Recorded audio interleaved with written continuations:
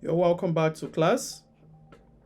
This is the second module of our training. And in the second module of the training, which is Scrum Fundamentals, we shall take some time to focus on the 353 of Scrum. The 353 of Scrum.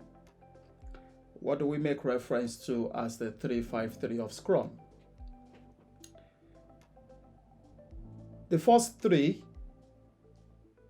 talks about the three roles in Scrum. The three roles in Scrum, and the three roles in Scrum are the Scrum Master role, the Product Owner role, and the Development team. Those are the three roles in Scrum. Then the 5 events in Scrum. The 5 events in Scrum talking about the sprint itself, the sprint planning, the daily Scrum, which is also called the daily stand-up, then the sprint review, and the sprint retrospective. Those 5 are the 5 events in Scrum. There are, however, some other meetings of value that's often considered along with those 5 events in Scrum. We'll take time to look at those other meetings also. Then the second 3 in the 353 talks about the artifacts in Scrum. What is tangible? What is evidential in Scrum? That's what the artifact is about. And the 3 artifacts in Scrum are the product backlog, the sprint backlog, and also the increments, or often called product increments. We shall take different classes to look at the 3, the 5, and the 3 in Scrum.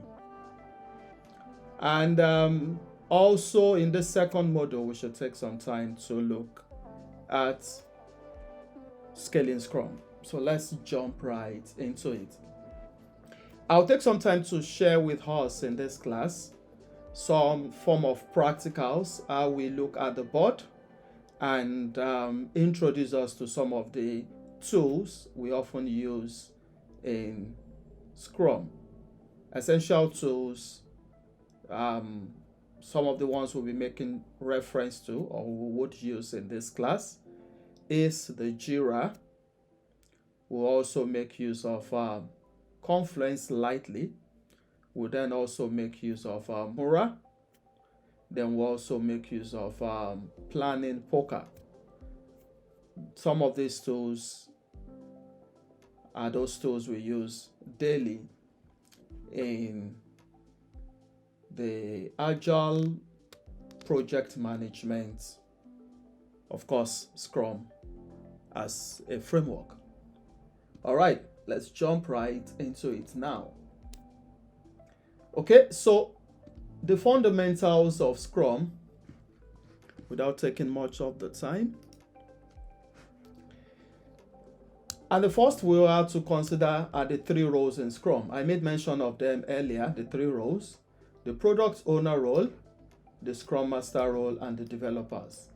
We have seen this 353 in the first module, but that was when we looked at it briefly.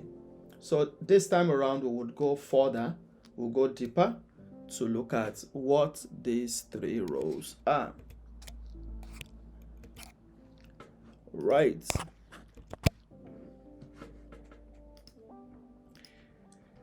So the product owner, let's talk about the product owner for a moment. The product owner is, as I mentioned, the 3 roles in Scrum. First of all, the product owner.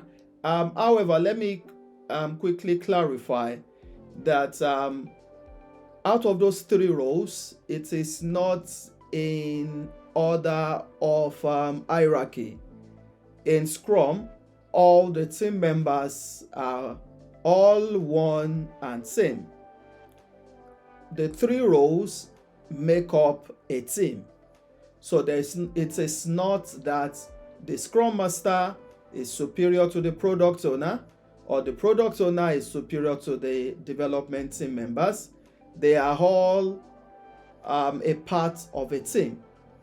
There is no order, there is no seniority, there is no ranking according to how Scrum is designed. Yes, on the field, we may tend to observe that the product owner tends to be the most, I do not want to use the word respected, but sort of, because on the field, most product owners were converted from project managers.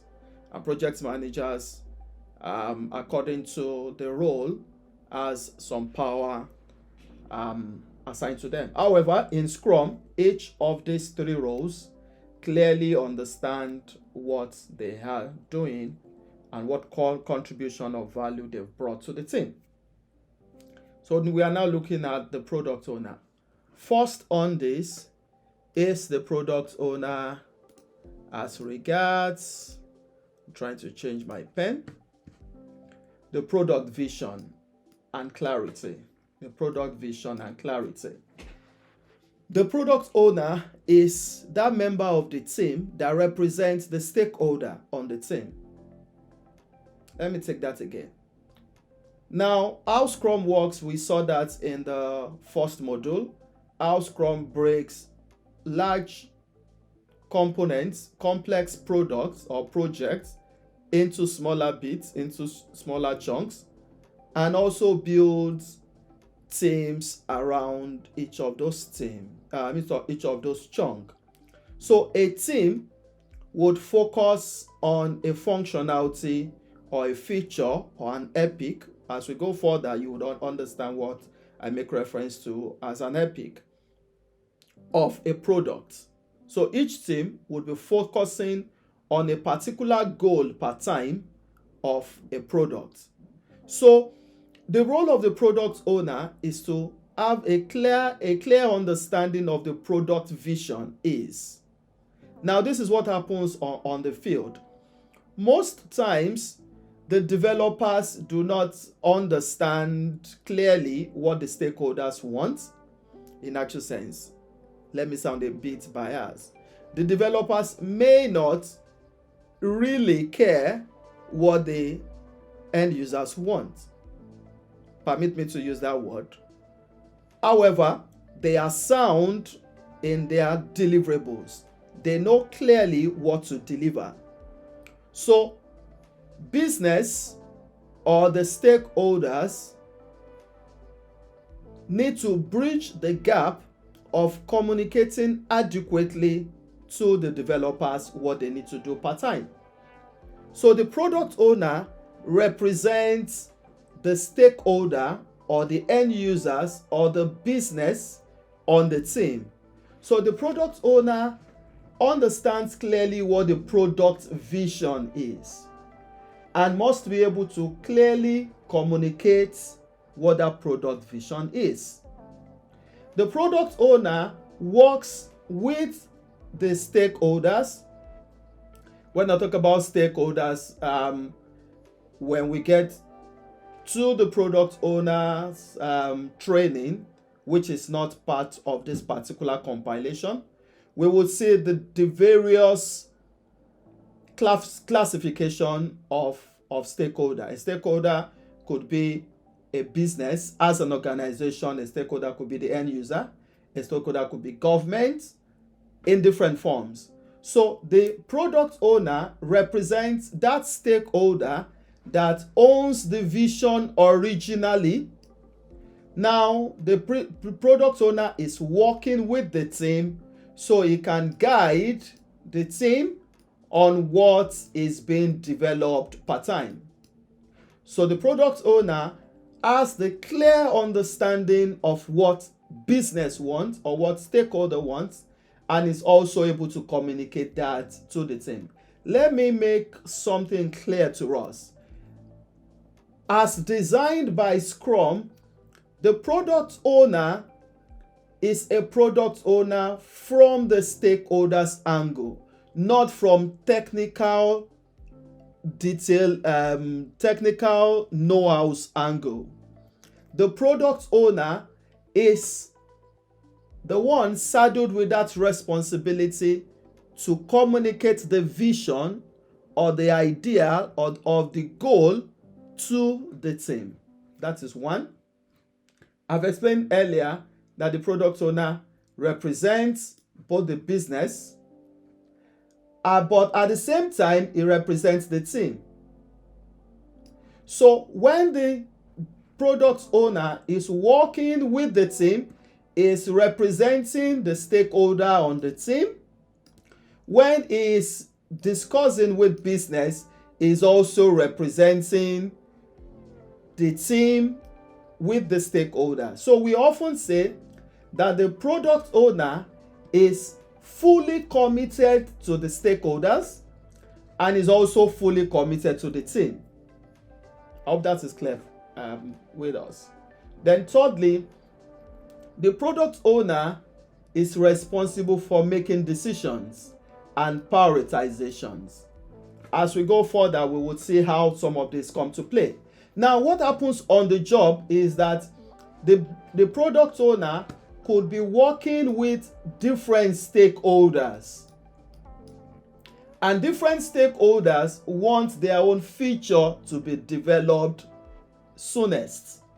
So let's take, for instance, you belong to a team that is developing a product, a software solution for your internal administrative use.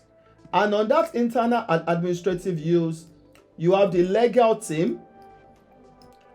The legal team will be working on that tool. You have the core admin team will be working on that solution. You have the finance team will be working on that solution. You have the You have the marketing team will be working on that solution. You have the sales team working on that solution. So it's a solution that is integrating all the different departments in the team. So what you end up to see or to have is each of these departments have their own priorities and what they want to be delivered soonest. So the representative from the legal team is pushing for a particular feature, admin is pushing for his feature, finance is pushing for feature, sales is pushing for feature, marketing team department is pushing for feature. So the product owner takes that decisive end at the team level to push which one the team would look at and work on first. Also at the business end, trying to understand the value each of those features will give the different stakeholders. Of course, this product owner does a lot of negotiations and communications, discussing with business stakeholders, end users, and all, and also prioritizing each of those features to the team. Let me make it rough but clear to us. Let's say you have 1, 2, 3, 4, 5, 6, 7 developers on your team. And meaning in the last module, we spoke about the sprint as being a period of delivering value. So let's say for your team, you run on 2 weekly sprints. You run on 2 weekly sprints. So if you have 17 members and you have 2 weeks, 2 weeks will give you 10 days. Each of the member works for 8 hours. Okay, let's leave the hours. Let's just use the days so that will be clear enough. So you have 10 days times 7 developers. So you have a maximum of 70 days of work in a sprint. So what then happens is that your team has a maximum capacity that they can deliver on per sprint. So when you look at all the various requirements that come in, let's say for instance, legal is asking for 3 features, admin is asking for 1 feature, finance is asking for 2 features, on and on and on like that. So at the end of the day, you have a cumulative number of all the features. Going by the total capacity of your team, let's say your team can only deliver 10 features per sprint. So whatever this comes up to, you can only pick 10 out of it. So it is the responsibility of the product owner to prioritize these features in order of value. There are different ways by which the product owner leads that prioritization. When you go through the product owner training, you will be able to understand that more better. But there are different ways. Just know there are different ways the product owner prioritizes those value. Some we call Moscow, we call some WizJeff, and the rest. I hope we are together. So let me clear off the screen. So the product owner carries the vision. He also communicates between the business and the team. He's representing both ends. He's also making decisive decisions and is prioritizing the requirements. However, he has the knowledge on customer centricity and business goal because he's working with the stakeholders. He understands what business wants and is able to have that knowledge and transfer that goal to the team. I mentioned earlier that the product owner is communicating between the business and stakeholders to the team and is also negotiating per time. There are times that the stakeholder wants this, and let's say for instance you happen to have the vice president of sales as one of the stakeholders. The vice president of sales comes and say, Tom, we need this feature in the next 4 weeks. So you need to, at the same time, admin head is saying, Tom, we need this feature in the next 2 weeks. The marketing team comes back to say, we need this feature in another 3 weeks. The legal team comes back to say, without the legal framework, you can't deliver value, so we need it in another 1 week. So the product owner needs to negotiate amongst the stakeholders, identifying what value is to each stakeholder, and now negotiating and prioritizing, making decisive decisions. And also, the product owner is fully committed to all the stakeholders and the team. It's often said that the product owner is 50% committed, but I rather say, so you should rather have it in mind that is fully committed to both the team's end and the business end. All right. So that is the product owner. Before we close this class, let's look at this picture. We have Madam Product Owner here. This is Madam Product Owner. Oh, I need to change my pen back. So we have Madam Product Owner here. We have the development team here. We have this Scrum Master here. We have the business stakeholders. we have the senior management, we have users and customers. These three, 1, 2, 3, and more, they are all stakeholders. A stakeholder is someone that has a vested interest in a particular project or product. So the product owner is engaging with the team. Let's class this together. We can see this cycle showing the Scrum team. And in the Scrum team, you have the product owner, the development team members, and the Scrum Master. So the product owner is engaging with the team, the Scrum Master and the product and the development team, and is also engaging with the stakeholder. So there are two ends, the stakeholders end and the team's end. And the product owner is engaging with both ends. Understanding what business wants, what senior management direction is, what end users want or what end users see as value, and communicating same with the team. Working also with the Scrum Master, that the Scrum Master guides the team on how to develop value. So that is clearly what the work of the product owner is. In the next lesson, we would be looking at the Scrum Master. So that will be the class for this particular lesson. So just a quick recap.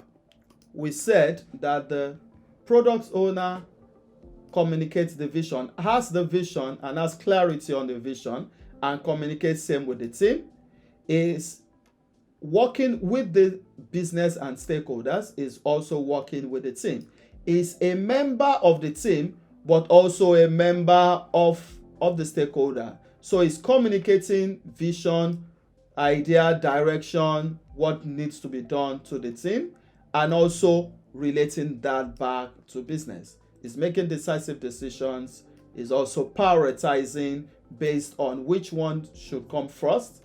Then also he has clear understanding of what business goals are.